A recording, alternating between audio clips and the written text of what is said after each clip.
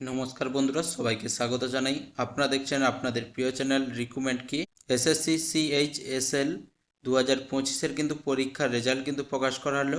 এবছরে নিয়োগ প্রক্রিয়ার মাধ্যমে মোট 3,522টি শূন্য পদে কর্মী নিয়োগ করা হবে, যার মধ্যে 3,515 জন প্রার্থীকে পরবর্তী ধাপের জন্য বেছে নেওয়া হয়েছে।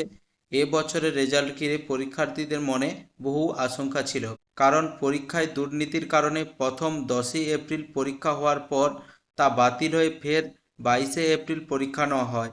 অবশেষে সেই সব জট কাটিয়ে স্বচ্ছভাবে উত্তীর্ণ প্রার্থীদের মেধা তালিকা প্রকাশ করে কমিশন।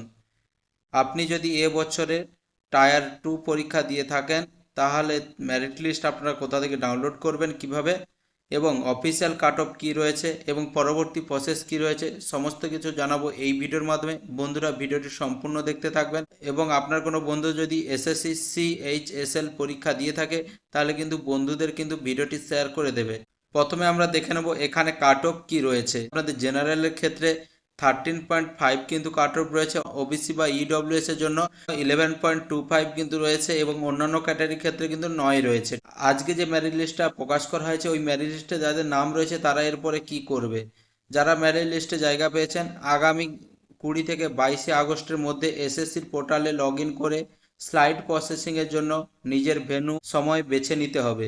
1 থেকে 3 সেপ্টেম্বরের মধ্যে নির্ধারিত রিজিনাল অফিসগুলিতে স্লাইড প্রক্রিয়া কিন্তু অনুষ্ঠিত হবে। আর এরপরে দেখে নেব অফিসিয়াল ওয়েবসাইট থেকে আপনারা কিভাবে মেরিট লিস্ট ডাউনলোড করবেন। বন্ধুরা, আপনারা কি করবেন, গুগল বা ক্রোমে গিয়ে সরাসরি সার্চ করবেন ssc.gov.in। এটি থেকে সার্চ করলে আপনারা কিন্তু সরাসরি অফিসিয়াল ওয়েবসাইটে চলে আসবেন। অফিসিয়াল ওয়েবসাইটে আসার পরে আপনারা কি করবেন, স্ক্রল করে তো একটু নিচের দিকে চলে যাবেন। নিচের দিকে আসার পরে এখানে নোটিশ বোর্ড থাকবে। এরপরেও আপনারা একটু নিচের দিকে চলে যাবেন, এখানে দেখতে পাবেন রেজাল্টের অপশান রয়েছে। এই রেজাল্ট অপশানে কিন্তু টাচ করবেন। রেজাল্ট অপশানে টাচ করলে এখানে আপনাদের যে রেজাল্টটা বেরিয়েছে সিএইচএসএল এর জন্য, এখানে কিন্তু সিএইচএসএল এর জন্য টাচ করে দেবেন।